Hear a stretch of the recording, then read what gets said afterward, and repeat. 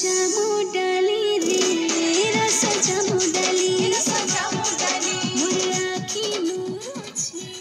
तते सागर चली तोरे बाधा घाट कोई हो चली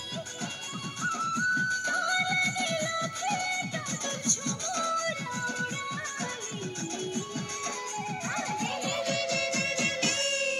रस जामु डाली है रस जामु डाली मोर आखी नूर छे तते कलर माली रस जामु डाली रे रस जामु डाली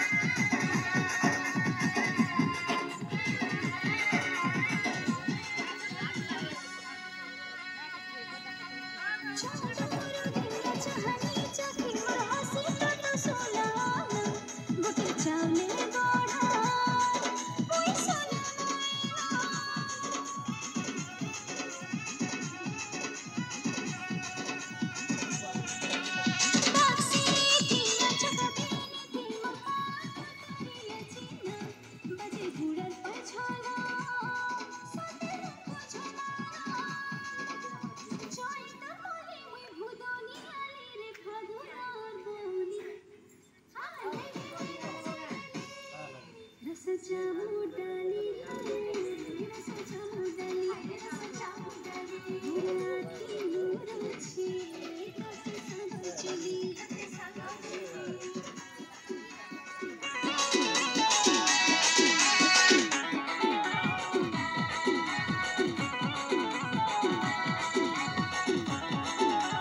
डाल खाई रे तुम्हारी आँखी में सपना भरी तोर पेरा चेहरा करे बारी तुई तो घन मन बसिया रसिया रस हमारा रस ना गोरा मोर पंछी डाल खाई रे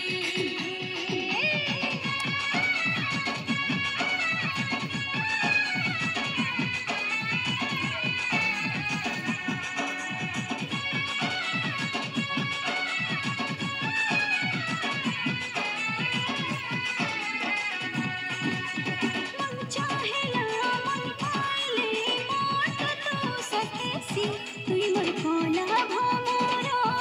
मुई तो सूरजमुखी